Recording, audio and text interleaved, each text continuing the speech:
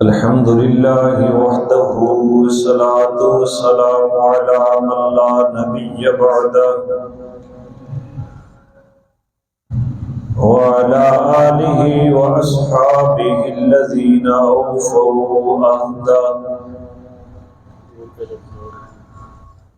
أما بعد فأعوذ بالله من الشيطان الرجيم. بسم الله الرحمن الرحيم. لقد كان لكم في رسول الله أسوة حسنة. سبحان ربك رب العزة عما يصفون وسلام على المرسلين والحمد لله رب العالمين. سبحانك لا علم لنا إلا ما علمتنا إنك أنت العليم الحكيم. رب اشرح لي صدري ويسر لي أمري واحلل عقدة من لساني يفقهوا قولي.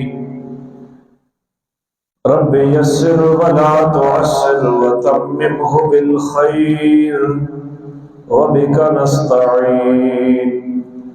اللهم إنا نسألك علما نافعا ورزقا واسعا وعملا متقبلا. اللهم صل على محمد وعلى آل محمد كما صليت على إبراهيم وعلى آل إبراهيم إنك حميد مجيد. اللهم بارك على محمد وعلى آل محمد كما باركت على إبراهيم وعلى آل إبراهيم إنك حميد مجيد. گرامی قدر سامعین حضرات، بحمد اللہ تعالی سیرت النبی صلی اللہ علیہ وسلم کے مقدس عنوان پر آج ہمارے خطبات جمع کی تعداد 96 ہو جائے گی. اللہ کریم صحیح بیان کرنے کی توفیق عطا فرمائے اور فریقین کو اس کے مقتضا پر 100% عمل پیرا ہونے کی توفیق عطا فرمائے.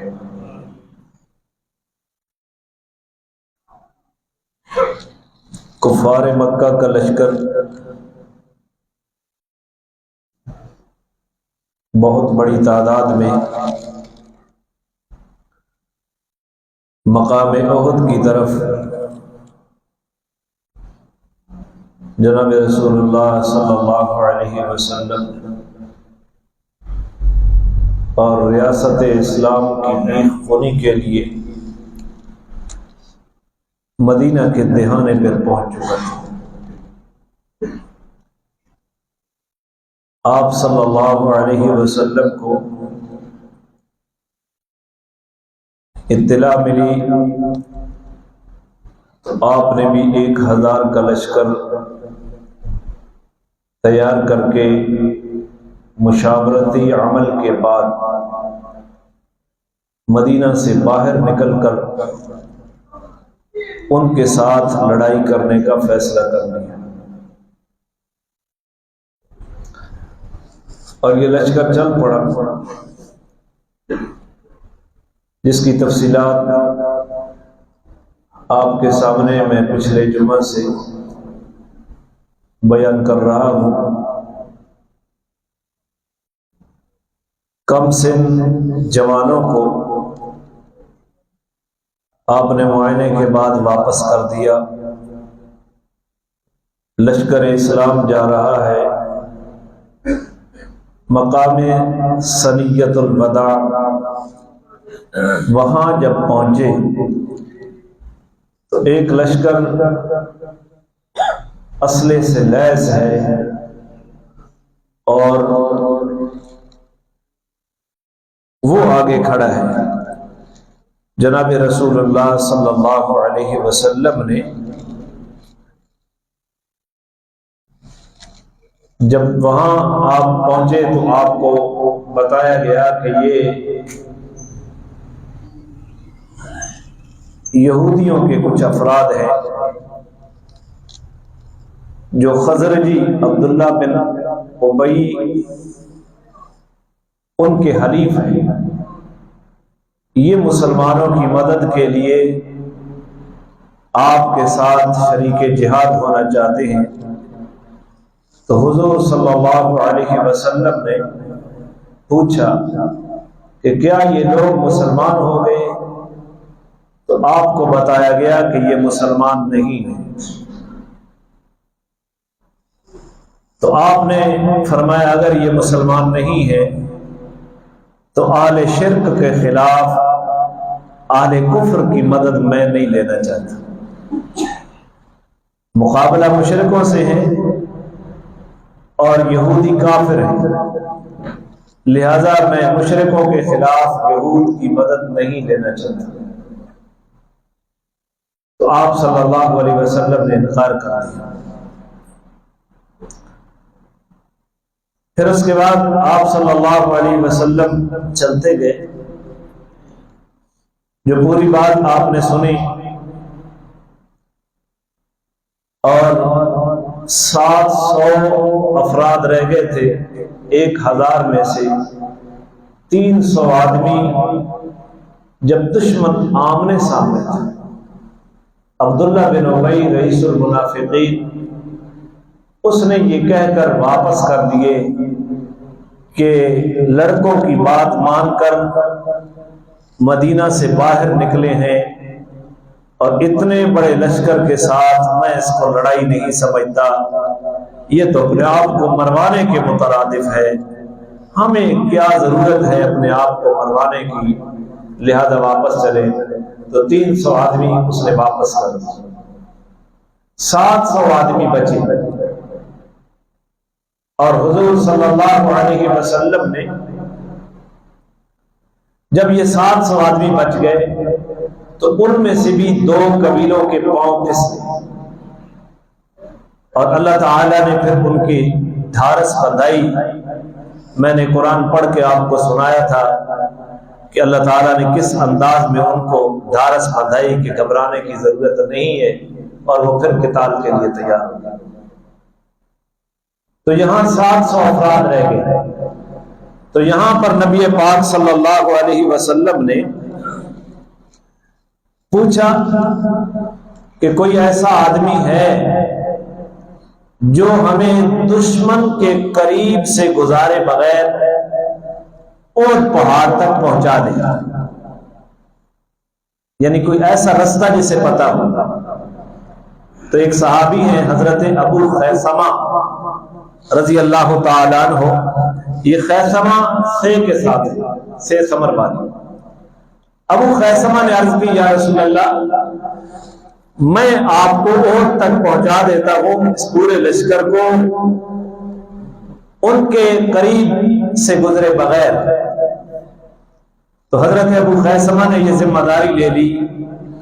تو بنو حارثہ ایک قبیلہ ہے، ان کے محلے سے اور ان کی نجی زمینوں سے رسول اللہ صلی اللہ علیہ وسلم کو اور آپ کے لشکر کو حضرت ابو خیثمہ رہنمائی کرتے ہوئے میدان احد کی طرف لے کے جا رہے ہیں تاکہ دشمن سے بچ کر ہم ادھر نکل پڑیں۔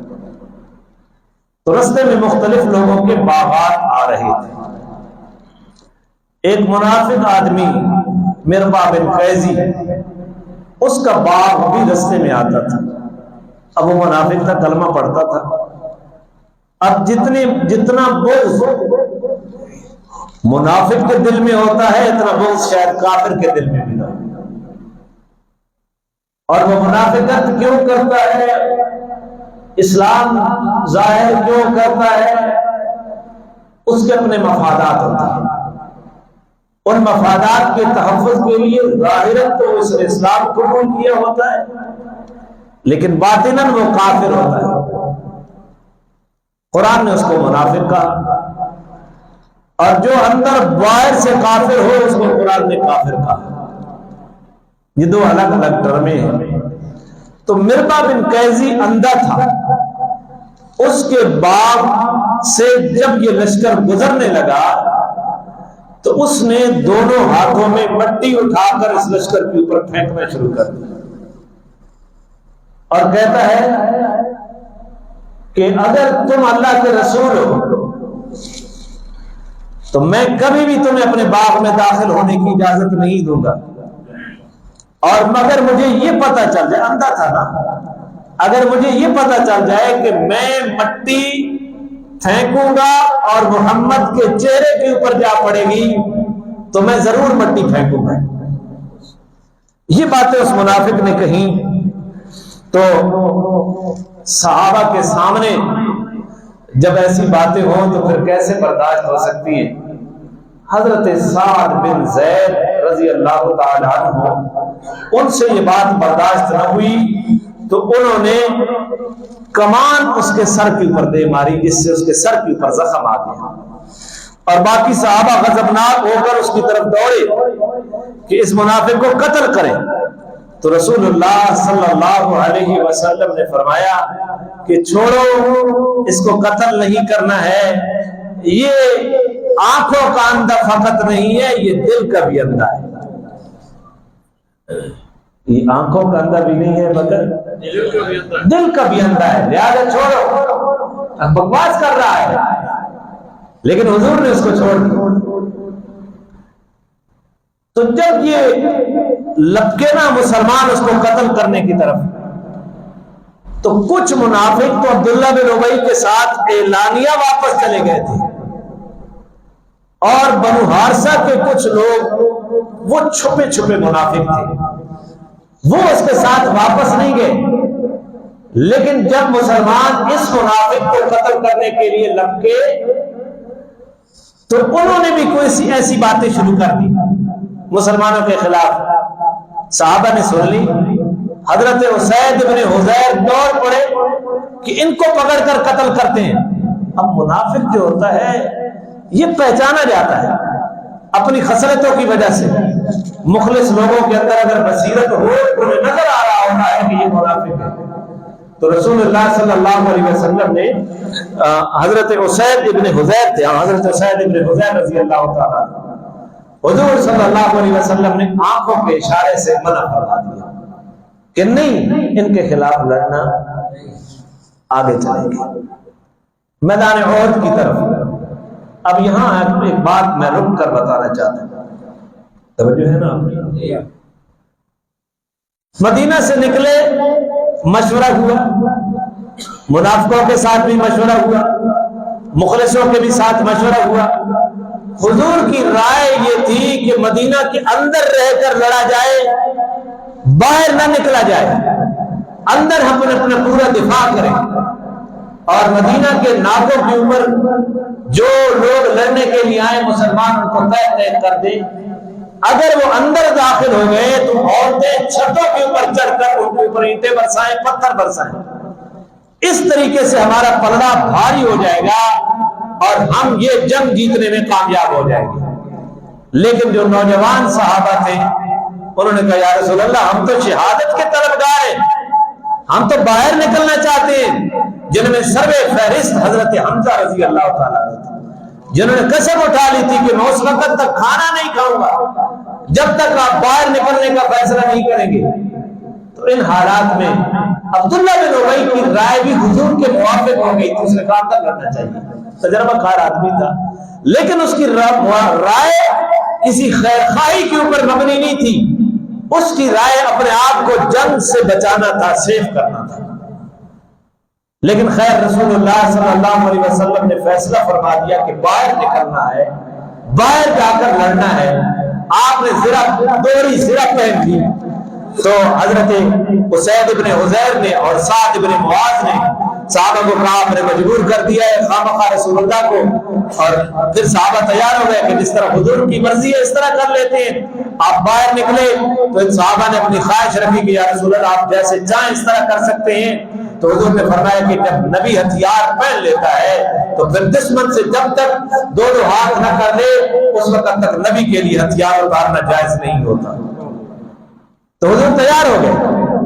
اب عبداللہ بن ابی یہاں حضور کے ساتھ نکلا، سارے رستے میں ساتھ ہے، مغرب بھی حضور کے ساتھ پڑی، یہ ساری بات بتا چکا ہوں، اگلی بات سمجھانے کے لیے دوہرا رہا ہوں، آپ کے ذہن میں ہے یہ بات اگر آپ پچھلے جمعے پر حاضر تھے تو مغرب بھی حضور کے ساتھ پڑھتا ہے، عشاء بھی حضور کے ساتھ پڑھتا ہے، اور پھر رات بھی حضور کے ساتھ گزارتا ہے، فجر کی نماز بھی حضور کے ساتھ پڑھتا ہے، اور جب سفیدی ہو جاتی ہے، جب دشمن سامنے دیکھ رہا ہوتا ہے تو اس وقت بہانہ بنا کر یہ لڑائی تو نہیں ہے، ہماری بات نہیں مانے گی، لڑکوں کی بات مانی گئی ہے، لہذا یہ تو اپنے آپ کو مروانا ہے، واپس چلتے ہیں۔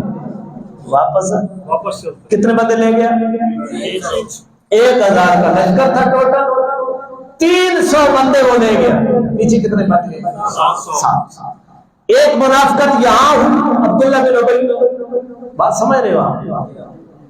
دوسری بات کہ مربا بن قیزی کے باغ سے گزرے، اس نے اول پھول بکواس کیے، صحابہ اس کے قتل کے لیے لپکے، تو آپ نے فرمایا اس کو قتل نہیں کرنا، یہ صرف آنکھوں کا اندھا نہیں ہے بلکہ دل کا بھی اندھا ہے، چھوڑو اس کو۔ پھر بنو حارثہ کے لوگ اس کی بے عزتی کے اوپر مشتعل ہوئے، جو چھپے منافق تھے، اسید ابن حضیر اور صحابہ کی ایک جماعت ان کے قتل پر لپکی، تو حضور صلی اللہ علیہ وسلم نے اپنی آنکھوں کے اشارے سے اسید ابن حضیر کو منع کر دیا کہ ان کے ساتھ چھیڑنا۔ آپ مجھے بتائیں یہ 300 آدمی عین دشمن کے سامنے لے کر واپس ہو رہا ہے، اس کا انجام کیا ہونا چاہیے تھا؟ میں بھائی آپ کو کہانی نہیں سنا رہا، میں سیرت سے کچھ سبق سنا رہا ہوں اور اس سے کچھ اخذ کر کے لے آیا ہوں اور آپ کو کچھ بتانا چاہتا ہوں۔ بھائی سامنے 3000 کا لشکر ہے، سارے رستے میں ایک بندہ ساتھ چلتا ہے، 1000 کا لشکر حضور کے پاس ہے، اس میں سے دشمن کے سامنے 300 بندوں کو وہ واپس کر لیتا ہے، اس کا انجام کیا ہونا چاہیے؟ عقل ہماری تو یہی کہتی ہے نا، ان کو تو مارنا چاہیے تھا۔ پھر مربا بن قیزی کلمہ تو وہ بھی پڑھتا ہے اور الٹا حضور کے اوپر بکواس کر رہا ہے، مٹی پھینک رہا ہے، صحابہ قتل کی طرف لپکے اور حضور نے کیا کر دیا؟ بولتے نہیں، کیا کر دیا؟ منع کر دیا۔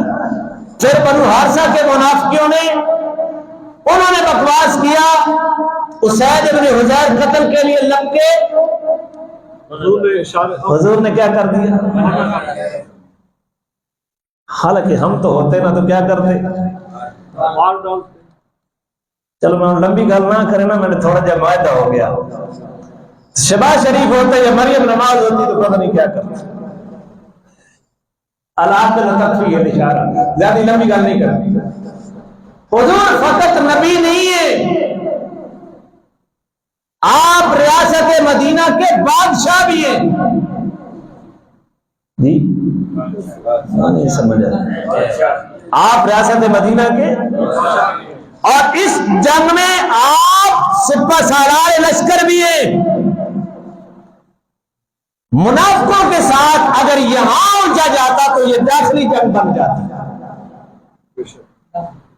کون سی جنگ بن جاتی؟ داخلی جنگ بن جاتی۔ عقل تو یہی کہتا ہے کہ ان کو مار دینا چاہیے، لیکن بصیرت یہ کہتی ہے کہ جب خارجی دشمن تمہارے ساتھ محاذ پر ہے تو تم داخلی دشمنوں کے ساتھ نمٹو گے تو اپنی ریاست کا کباڑہ کر دو گے۔ تو حضور نے ان 300 کو بھی کچھ نہیں کہا، بنو حارثہ کو مارنے سے بھی گریز کروایا، اور مربا بن قیزی کو بھی مارنے سے اپنے صحابہ کو منع کر دیا کہ وہ خارجی محاذ کے ہوتے ہوئے داخلی محاذ کو نہ چھیڑا جائے. یہ سنت پیغمبر ہے. آج ہماری پتہ نہیں اس ملک کی قیادت کو کیا ہو رہا ہے، جن کو نہ پتا ہے کہ ہمارے خارجی محاذ کتنے ہیں اور داخلی محاذوں کے اوپر ہم کیا کچھ کر رہے ہیں. کہیں ملک کا بیڑا غرق تو نہیں کرنا چاہتے تم اس جرنیل اعظم کی سیرت کو پڑھو جس کا مقام ہے بعد از خدا بزرگ تو ہی قصہ مختصر، تو تمہیں پوری رہنمائی مل جائے گی. ایک محاذ پہلے کھلا ہوا ہے، ایک اور کھول دو، اندر ستیہ ناز ویسے ہی پڑی ہے، مفروض ویسے ہی ویسے ہیں، اور اپنے اٹھے تو ان کو گولیوں سے مار دو. ایجنسی والے رپورٹ نہ اپنی مرضی کی دیتے ہیں. رات کچھ مہمان تھے، وہ بتا رہے تھے تو لکھ لو بھائی لکھ لو، ہم نے حق تو بول رہا ہے لیکن اشارہ تک بول رہے ہیں. تو کیا کرنا چاہتے ہو؟ جناب رسول اللہ صلی اللہ علیہ وسلم نے داخلی محاذ تعداد کم ہو گئی، آپ آگے بڑھے، صحابہ کو روکتے آئے. ان مواقع کے اوپر قیادت کا امتحان ہوتا ہے. سمجھے تو سیاسی نہ لگ رہے ہیں بھائی. سیاست حسن تدبیر کا نام ہے، حسن انتظام کا نام سیاست ہے. ووٹ مانگنے کا نام سیاست نہیں ہے. ووٹ لینا، توڑنا، جوڑنا، اس کا نام سیاست نہیں ہے. ہمیں غلط سمجھایا گیا ہے. اس مقام کے اوپر قیادت کا امتحان ہوتا ہے. ایسے مواقع کے اوپر تمہارے ساتھ وہ مخلص لوگ جو جذباتی ہوتے ہیں، ان کا خطرہ ہوتا ہے کہ وہ بھی تم سے ٹوٹ پڑے کہ یہ منافقت کر رہے ہیں، ہم ان کو مارنا چاہتے ہیں اور تم ہمارے ہاتھ بھی مانگ رہے. تو یہاں قیادت کا امتحان ہوتا ہے کہ بھئی تم اپنے جذبات کو سنبھالو. ہر جگہ کے اوپر جذبات کام نہیں دیتے، عقل اور بصیرت کو بھی ساتھ رکھنا چاہیے. تو جناب رسول اللہ نے اپنے جذباتی صحابہ کو روکا. اور یاد رکھا، قیادت اسے نہیں کہتے جو اپنے کارکنوں کا ستیہ ناش کروا دے. قیادت وہ ہوتی ہے جو ہمیشہ کارکن کو بچاتی ہے. جو قیادت کارکنوں کو مرواتی ہے وہ اپنا بیڑا غرق پہلے کرتی ہے. کارکن ہی تو کسی تنظیم، کسی ریاست کا سرمایہ ہوا کرتے ہیں. لہذا ان کے جذبات کی اوپر خوبصورتی سے مرہم رکھنی ہے، ان کو بھی توڑنے سے بچانا ہے اور ان کو مرنے اور مروانے سے بھی بچانا ہے. جذبات ٹھنڈے ہوں گے تو قیادت کو گالیاں دی کارکنوں دینے لگے گا، سب دینا مروا سکتا. تو یہاں قیادت کا امتحان ہوتا ہے. حضور صلی اللہ علیہ وسلم نے چاہے وہ قیادت ریاست کی ہو یا چاہے قیادت تنظیموں کی ہو، انہوں نے اپنے کارکن کو اور اپنے اس ریاست کے باشندوں کو بچانا ہوتا ہے. تو جناب رسول اللہ اس میں بڑی کامیابی سے گزرے.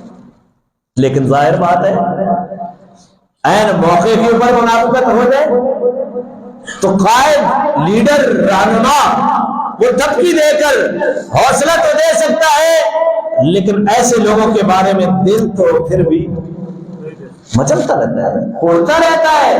اور خصوصاً جذباتی نوجوانوں کا کہ ہمیں موقع ہاتھ آئے اور منافقوں کا سر کیا کرے، قلم کرے. تو صحابہ کے دو طبقے ہو گئے منافقوں کے بارے میں. ایک طبقہ یہ کہتا تھا کہ ان کو قتل کر دینا چاہیے. بعد میں بحث ہوئی نا، لڑائی کے بعد بحث ہوئی کہ ان کو قتل کر دینا چاہیے، ان کو مدینہ میں نہیں رہنے دینا چاہیے. اور حضور سے التجا کی. حضور نے فرمایا مجھے بھی پتا ہے یہ منافق ہیں، لیکن ان کو قتل نہیں کرنا. بیرونی دنیا میں یہ پیغام جائے گا کہ محمد نے کلمہ گو کو، اپنے ساتھ رہنے والوں کو قتل کرنا شروع کر دیا ہے. تو آپ نے لحاظ بیرونی کا کیا. اور پھر کچھ لوگ کہتے ہیں نہیں ان کو قتل نہیں کرنا چاہیے، تبلیغی ہے. محمد خان سے انہوں نے کہا ان کو سمجھانا چاہیے، ہو سکتا ہے یہ سمجھ جائیں، یہ مخلص بن جائیں. تو صحابہ کے دو طبقے آ گئے. جو جذباتی جمنا کہے تھوڑا یہ نہیں ماننے والے، تو قرآن اترا اس کا فیصلہ لے کر۔ قرآن کہتا ہے فما لکم فی المنافقین فئتین، او مسلمانوں تمہیں کیا ہو گیا ہے کہ تم منافقوں کے بارے میں دو جماعتیں ہو گئے ہو۔ ایک کہتا ہے ان کو مارنا چاہیے، دوسرا کہتا ہے ان کو سمجھانا چاہیے، ہو سکتا ہے یہ راہ راست بھی پر آ جائے، تم اس بات میں پڑ گئے ہو۔ یاد رکھو واللہ ارکسہم بما کسبوا، ان کے اعمال اور ان کے قسم کی وجہ سے اللہ نے ان کو اوندا کر دیا ہے۔ ان منافقوں کو اللہ نے کیا کر دیا ہے؟ بما کسبوا، کس وجہ سے؟ ان کے کرتوتوں کی وجہ سے اللہ نے انہیں اوندا کر دیا ہے، الٹا کر دیا ہے۔ اتریدون ان تہدوا من اضل اللہ، کیا تم چاہتے ہو کہ جس کو اللہ نے گمراہ کیا ہے اسے تم ہدایت دے دو؟ پتہ نہیں میں سمجھا بھی رہا ہوں، تھوڑی چوٹ تو من کے پتہ سمجھ آ رہی ہے تو مجھے کیسے پتہ چلے گا؟ میں پوچھتا ہوں آپ لوگ بیٹھے، اتریدون ان تہدوا من اضل اللہ، کیا تمہارا ارادہ یہ بن گیا ہے تبلیغی اللہ کا تو کہ جس کو اللہ گمراہ کر چکا ہے تم اس کو ہدایت دے سکتے ہو؟ یاد رکھو وَمَن يُضْلِلِ اللَّهُ فَلَن تَجِدَ لَهُ سَبِيلًا، جس کو اللہ گمراہ کر دیتا ہے پھر تو اس کے لیے ہدایت کا کوئی رستہ نہیں تلاش کر سکتا۔ اللہ بار بار نہ کرے، آمین تو کہہ دو۔ تو اللہ تعالیٰ نے اس قضیے کا فیصلہ کر دیا، چھوڑو ان کو، اللہ نے ذلیل کرنا ہے اور انشاءاللہ یہ ذلیل بولے یہ ذلیل ہو کر رہے گی۔ تو یہاں منافقت کی بات ختم ہو گئی، اس سے آگے انشاءاللہ بعد میں چلیں گے۔ اب میں ذرا قریشی لشکر کی طرف آتا ہوں۔ قریش کے لشکر میں 700 زرہ پوش ہے، بلٹ پروف جیکٹیں پہنے ہوئی ہے، 200 گھوڑے، 3000 اونٹ ہیں اور 3000 جنگی مرد ہیں۔ کتنا بڑا لشکر ہے؟ 3000 کا، 3000 اونٹ، 200 گھوڑے اور 700 افراد نے زرہ پہنی ہوئی ہے۔ ادھر کیا ہے 1000 تھے، کتنے رہ گئے؟ 700 رہ گئے۔ مقابلہ کوئی ہے؟ 700 کا مقابلہ 3000 کے ساتھ کوئی مقابلہ ہے؟ میدان احد کو پڑھو، یہ بالکل معجزہ پیغمبر ہے۔ اور ان کے ساتھ 15 عورتیں تھیں، کتنی؟ یہ رجزیہ اشعار پڑھ کر، لوڑے گا کر ان کے جذبات کو بھڑکاتی تھی، اور یہ اہل شہوت کا اور نفسانی شہوانی اور شیطانی لوگوں کا طریقہ عورتوں کو ساتھ رکھنے کا ہوتا ہے۔ میں نے 3 لفظ بولے ہیں، نفسانی، شیطانی، شہوانی مزاج کے لوگوں کا وتیرہ کیا ہوتا ہے؟ عورتوں کو ساتھ رکھنا اور ان کے اشعار کے اوپر مگن ہو جانا۔ تو ان میں سے سر فہرست ابو سفیان کی بیوی ہند بن عتبہ، حضرت امیر معاویہ کی ماں، وہ بھی تھی، اور ابو جہل کی بیوی اکرمہ بن ابی جہل، ابو جہل کے بیٹے کی بیوی اکرمہ بن ابی جہل کی بیوی ام حکیم بنت حارث بن ہشام، یہ بھی تھی۔ فاطمہ بنت ولید حارث بن ہشام کی بیوی، یہ بھی تھی۔ اور برزہ بنت مسعود صفوان ابن امیہ کی بیوی بھی تھی۔ ریتا بنت شیبہ عمر ابن عاص کی بیوی بھی تھی۔ سلافہ بنت سعد طلحہ بن ابی طلحہ بن ابی طلحہ کی بیوی یہ بھی تھی۔ اللہ نے ان 6 کو بعد میں اسلام کی توفیق عنایت فرما دی تھی۔ آج حضور کے مد مقابل ہے یہ جو روافض ہے نا، یہ ایسے واقعات کو لے کر، یہ پوری تاریخ میں یوں ہے، ہند نے اس موقع پر یوں کیا، ابو سفیان نے یوں کیا، اور کل کے اندھوں، یہ اس وقت کی بات ہے جب انہوں نے اسلام قبول نہیں کیا، اور جب رسول اللہ نے ان کے اسلام کو قبول کر لیا تو یہ حدیث یاد رکھ لو، میرے پیغمبر کا فرمان ہے الاسلام یہدم ما کان قبلہ، جب بندہ اسلام لے آتا ہے تو وہ اسلام ما قبل کے سارے گناہوں کو مٹا دیتا ہے۔ بلکہ قرآن تو یہ کہتا ہے الا من تاب وآمن وعمل صالحا فاولئک یبدل اللہ سیئاتہم حسنات، جس نے کفر سے توبہ کی اور پھر ایمان لے آیا اور پھر اعمال صالحہ کرتا رہا، فاولئک یبدل اللہ سیئاتہم حسنات، اللہ ایسے لوگوں کی برائیوں کو بھی نیکیوں میں تبدیل کر دیتا ہے۔ تم خدا سے زیادہ بڑے آ گئے ہو، رب کائنات معاف کر رہا ہے، پیغمبر کائنات معاف کر رہا ہے، تم آج ہند کو معاف نہیں کر رہے۔ میں انشاءاللہ میں زندہ رہا اور اللہ نے توفیق دی، فتح مکہ کے اوپر حضرت امیر معاویہ کی ماں ہند بن عتبہ نے جب اسلام قبول کیا تھا، اور رسول اللہ صلی اللہ علیہ وسلم نے سورہ الممتحنہ کے اندر وہ 6 شرائط موجود ہیں جن شرائط کے اوپر ہند کے ساتھ بیعت کی تھی، اور ہند نے باقاعدہ مکالمہ کیا تھا رسول اللہ کے ساتھ، آپ نے اس اسلام کو قبول کر لیا، اور کائنات کے چوڑے تم کون ہوتے ہو امیر معاویہ کی ماں کے اوپر اعتراض کرنے والے؟ یہ اعتراض تو تمہارا ڈائریکٹ پیغمبر کے اوپر بنتا ہے، نہ کہ ہمارے اوپر بنتا ہے۔ اگر حضور امیر معاویہ کی ماں باپ کا اسلام قبول نہ کرتے، خدا کی قسم ہم قیامت تک قبول ہم نے کیوں قبول کیا؟ بولتے نہیں ہیں کیوں قبول کیا؟ یہ جواب اس طرح دیا کرو نا، اور جب آپ پورا جواب پوری تسلی سے دیں گے انشاءاللہ آل باطل کے نہ قدم ٹک سکیں گے نہ ان کی زبان ٹک سکے گی۔ لیکن مسئلہ یہ ہے کہ آپ ادھوری سنتے ہیں یا سنی انسونی کرتے ہیں۔ ٹائم حکمت دیتا ہے ہمارا پونے دو تو پھر پتہ کیا لگے کیا بیان ہوا؟ تو ان 6 کو اللہ تعالیٰ نے، صفوان ابن امیہ سردار مکہ تھا، احد میں اس کی بیوی ساتھ تھی مسلمانوں کے خلاف، اسلام قبول کیا، حضور نے قبول کر لیا۔ ساتھ طلحہ کی بیوی اسلام قبول کر لیا، حضور نے قبول کر لیا۔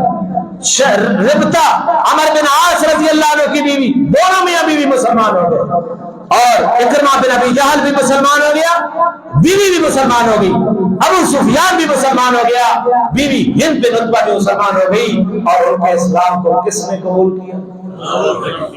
میں قبول کیا؟ کس نے قبول کیا؟ سب بھونکتے ہو، ذرا بھونک کے دیکھو ادھر جنہوں نے اسلام قبول کیا تھا، ہم تو حضور کے غلام ہیں، ہم تو حضور کے ناقل ہیں، ہم تو حضور کے چوکیدار ہیں، ہم چوکیداری اس لیے کر رہے ہیں کہ میرے پیغمبر نے ان کو مسلمان مان لیا تھا۔ نہیں سمجھتے؟ نہیں سمجھتے؟ بولو نا پھر، یا تمہیں میں بغض ہے بنو امیہ کے خاندان سے؟ یاد رکھو کسی ادنی صحابہ کا بغض بھی جہنم کا ایندھن بنا دے گا۔ سمجھ آئیے بات ہے؟ پھر دہراؤں تو اسلام کس نے قبول کیا ان کا؟ اب نہیں دیکھا جائے گا کہ اسلام قبول کرنے سے پہلے انہوں نے کیا غلطیاں کی ہیں۔ جو ایسی بات کرے کہ انہوں نے اوٹ پہ یوں کیا تھا، فلاں موقع پر یوں کیا تھا، تھپڑ اس کے منہ کے اوپر دلیل کا تھپڑ مارنا ہے۔ الاسلام یہدم ما کان قبلہ، اسلام جب آتا ہے تو ما قبل کے گناہوں کو کیا کر دیتا ہے؟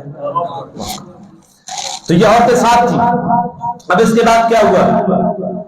میمنہ، یہ ایک ٹرم ہے، اصطلاح ہے، لشکر کا دایاں حصہ جو ہوتا ہے اس کو کیا کہتے ہیں عربی میں؟ میمنہ۔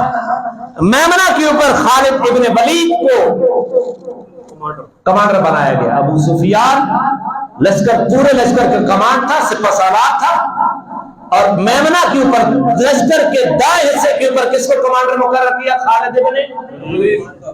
اور یہ خالد ابن ولید آج حضور کے خلاف لڑ رہا ہے، کل یہی خالد ابن ولید ہے جس نے کیا کر لیا؟ اسلام قبول کر لیا۔ تو ہم کیسے کہہ سکتے ہیں کہ فلاں پہلے یوں تھا، فلاں پہلے یوں تھا؟ تو پھر تو پوری تاریخ صحابہ کو مسخ کر دو، اور پہلے تو تھے جو کافر، جب مسلمان ہوئے تو ہم نے ان کو مانا۔ میمنہ پر اور میسرہ یہ بایاں بازو میسرہ کے اوپر اکرمہ بن ابی جہل کو کمانڈر مقرر کیا، ابو جہل کے بیٹے اکرمہ کو، اور جو پیادہ لشکر تھا پیدل فوج تھی اس کے اوپر دو روایتیں ہیں، ابو سفیان نے صفوان ابن امیہ کو کمانڈر مقرر کیا یا عمر ابن عاص کو کمانڈر مقرر کیا، کس کو؟ عمر ابن عاص۔ اور تیر اندازوں کے اوپر عبداللہ بن ابی ربیعہ کو کمانڈر مقرر کیا کہ یہ تیر اندازوں کا سپہ سالار ہے۔ ابو سفیان عہد میں خود کیا کر رہا ہے؟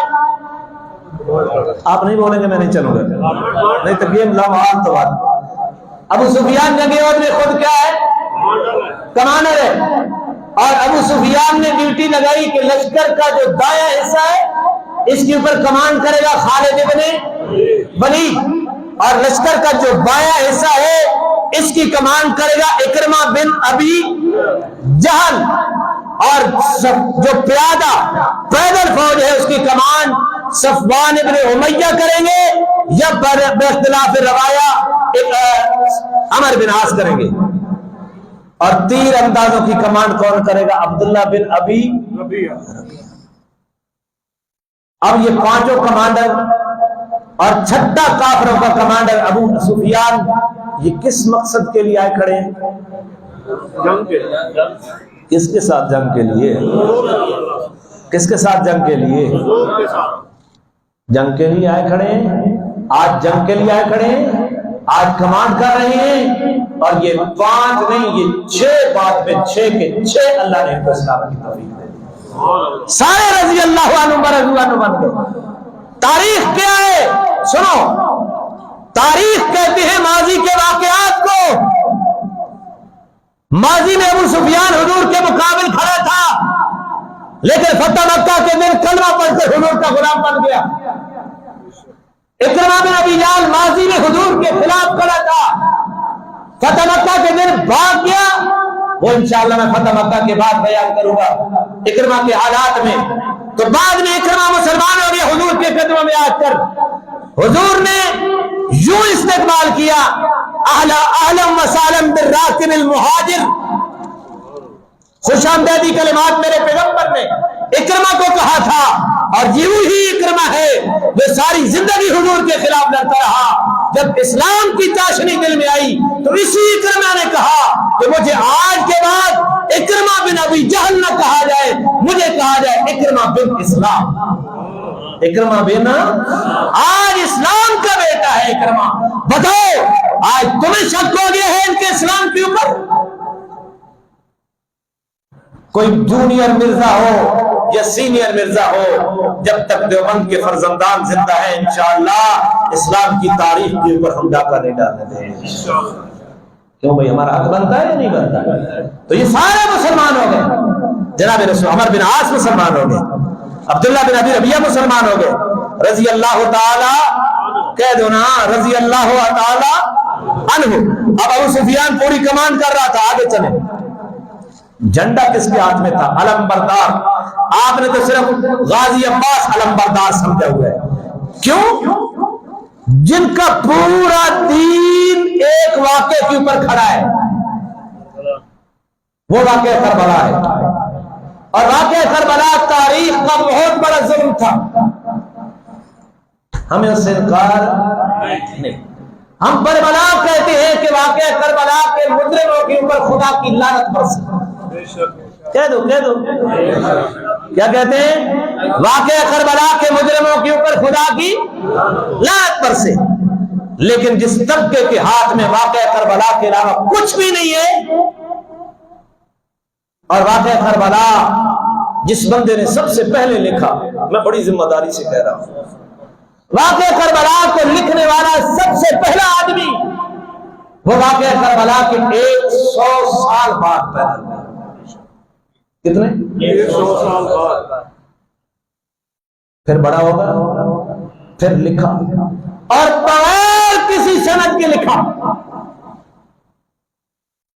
تبری نے اسی سے لیا، ساری تاریخوں کا ماخذ وہی لوط بن یحییٰ ہے، کتاب کا نام مقتل حسین ہے، واقعہ کربلا کے بعد کتنے بعد پیدا ہوا؟ مسلکن شیعہ ہے. سچ لکھا ہوگا.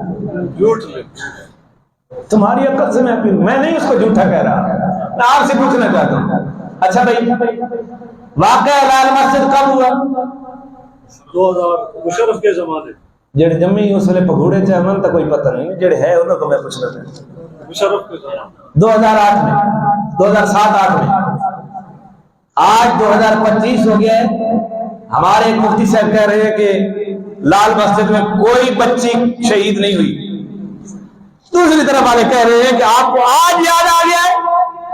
2007-8 میں جدید مواصلاتی نظام موجود ہے، لیکن لال مسجد کے واقعے کے اوپر شدید اختلاف ہے. کیا ہوا کیا نہیں ہوا، سارا مواصلاتی نظام بھی موجود ہے، ہم لال مسجد کا تعین نہیں کر سکے. بتاؤ، واقعہ کربلا کا پہلا مصنف 100 سال بعد پیدا ہوتا ہے اور جس نے جتنا واقعہ لکھا ہے اس کی کوئی سند بھی نہیں ہے. بتاؤ اس واقعے کی کیا حیثیت ہوگی. ہاں تو میں نے یہ بھی نہیں سمجھنا میں ریت ٹبے تے گل ہو کے گل کرے نہ پہ. میں بڑی ذمہ داری سے بات کر رہا ہوں اور میرے مد مقابل آنے والے کو میں جواب بھی دے سکتا ہوں. یہ جرأت بھی میرے اندر ہے الحمدللہ. اچھا بھائی، فرمان پیغمبر کو ماننے کے لیے تو سند کی ضرورت ہوتی ہے. آپ سنتے رہتے ہیں کہ یہ حدیث صحیح ہے، یہ حدیث موضوع ہے، یہ روایت مجروح ہے، یہ روایت معضل ہے، یہ روایت مسند ہے. یہ مختلف قسم کی اصطلاحیں ہیں. یہ راوی ضعیف ہے، یہ راوی مدلس ہے، یہ راوی ثقہ ہے. فرمان پیغمبر کو ماننے کے لیے تو راویوں کی اتنی جانچ پڑتال، اور ایک عام آدمی کی کلام کو ماننے کے لیے کسی جانچ پڑتال کی کوئی ضرورت نہیں ہے. بہت زیادہ ضرورت. تو سنو، کچھ عقل مند بن جاؤ. یہ نہیں ہے کہ آپ 15 سال کی عمر پر پہنچے تو جس کے ہاتھ میں آپ رنگے گئے آپ نے سمجھ لیا بس میری تحقیق مکمل ہو گئی ہے، ذرا اپنے مد مقابل کی بات بھی سن لینی چاہیے. تو پھر دودھ کا دودھ اور پانی کا پانی ہوتا نظر آ جائے گا. خیر، بات میں نے کہاں سے شروع کی؟ تو یہ علم بردار سے مجھے واقعہ یاد آیا. کفار تو اس باطل نے اتنی محنت کی کہ انہوں نے آج تک ہمیں ایک ہی علم بردار متعارف کروایا ہے. اسلام کا پہلا غزوہ کون سا ہے؟ جی، غزوہ بدر. علم بردار کون تھا؟ جی، مصعب بن عمیر رضی اللہ عنہ. بتایا تھا میں نے. تو آپ اس کو علمدار کیوں نہیں کہتے بھائی؟ جو حضور کے لشکر کا، اسلام کے پہلے لشکر کا، جس کو قرآن نے یوم الفرقان کہا، حق و باطل کے درمیان فرق کرنے والا مارکا، اس کا علمبردار کسی کو یاد نہیں ہے. جھنڈا کس رنگ کا تھا؟ میں نے بتایا، جنہوں نے سنا تھا وہ تو بولے. جھنڈا کس کے رنگ کا تھا؟ سفید. ترکونیا نہیں، 4 کونے والا. 4 کونے والا. اسلام کے پہلے مارکے کا تجھے جھنڈا کیوں نہیں یاد؟ اسلام کے پہلے مارکے کا علمدار تجھے کیوں نہیں یاد؟ مسئلہ کیا ہے؟ سنیو، تم نے محنت چھوڑ دی ہے اپنے عقیدے کے اوپر، اپنے نظریے کے اوپر. جنہوں نے اپنے عقیدے کے اوپر محنت کی ہے وہ آج تم سے بھی منوا رہا ہے اور تمہیں بھی کہہ رہا ہے کہ یہ تمہارے دادے کا عالم ہے، تم لگا لو. یہ دادے کا نہیں ہے، یہ ایک مسلک کا عالم ہے، یہ ایک فرقے کا عالم ہے. جمعیت علماء اسلام کا جو جھنڈا ہے، 5 کالی لکیریں، 4 سفید لکیریں. ترمذی شریف میں اس جھنڈے کی صورت موجود ہے کہ حضور کا جھنڈا، ایک جھنڈا ایسا بھی تھا. یہ پرچم نبوی ہے. آپ گھر کے اوپر لگائیں نا، کوئی تحریک انصاف کا کارکن اپنے گھر کے اوپر جمعیت کا جھنڈا لگائے پرچم نبوی سمجھ کر. کوئی نون لیگ کا میرا بھائی لگائے، لگاؤ. کیوں بھائی؟ حضور کا پرچم نہیں ہے. تم کہہ رہے مولوی صاحب حضور کا ضرور تھا، اب یہ تمہارا نشان ہے.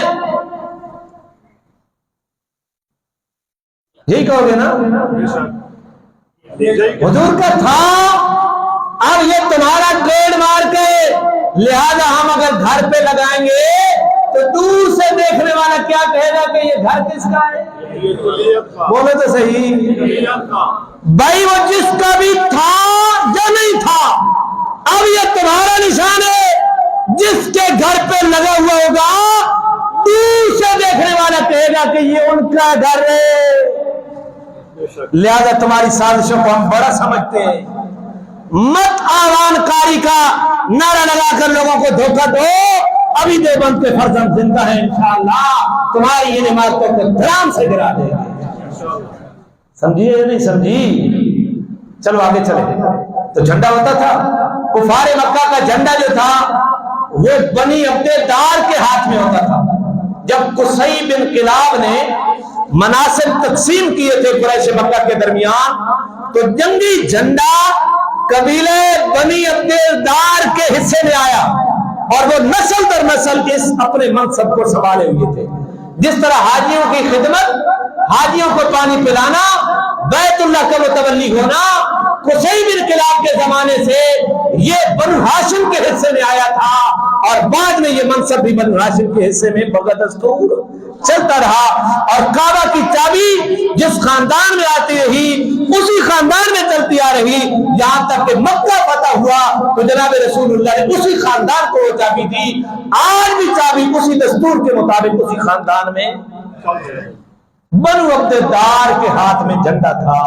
قریش مکہ کا پرچم اور تیر اندازوں کے اوپر عبداللہ بن ابی ربیعہ تھا، اور میمنہ کے اوپر خالد بن ولید تھا، اور میسرہ کے اوپر اکرمہ بن ابی جہل تھا، پیادوں کے اوپر عمر بن عاص تھا، یہ صفوان ابن امیہ تھا۔ تو یہ منصب بنی عبدالدار کے ہاتھ میں تھا۔ اب ابو سفیان جو کہ پورے لشکر کا کمانڈر تھا، ابو سفیان نے بنو عبدالدار کے لوگوں کو بھڑکایا، اشتعال دلوایا، تیش دلائی، بنو عبدالدار جھنڈا تمہارا حق ہے، تمہارے ہاتھ میں رہنا چاہیے، اور مجھے ایک شکوہ ہے کہ بدر میں جھنڈا تمہارے ہاتھ میں تھا، نضر بن حارث کے ہاتھ میں تھا، جو تمہارے قبیلے کا سرپرستہ آدمی تھا، وہ گرفتار ہوا تو بدر میں ہماری حالت کیا ہو گئی؟ جھنڈا سرنگوں ہو گیا اور بدر میں ہم شکست فاش کے شکار ہو گئے۔ لہذا اگر جھنڈا سنبھال سکتے ہو تو تم ہی سنبھالو، اگر نہیں سنبھال سکتے تو ہمارے جھنڈے اور ہمارے درمیان سے ہٹ جائیں، ہم جانے اور جھنڈا جانے، ہم جانے اور جھنڈا جانے۔ تو ابو سفیان کی یہ بات قبائلی تعصب کو اشتعال دلانے میں اس نے بھڑکتی کے اوپر دیر کا کام کیا۔ انہوں نے کہا بڑا آیا تو ہم سے جھنڈا لینے والا، بدر میں جو کچھ ہوا یہ ہوا، وہ جو کچھ ہوا، لیکن آج ہم دیکھیں گے کہ ہمارا جھنڈا کس طرح سرنگون ہوتا ہے، لہذا ہم اپنے جھنڈے کی پوری حفاظت کریں گے، ہم اپنا منصب علم برداری کسی اور کو دینے کے لیے تیار۔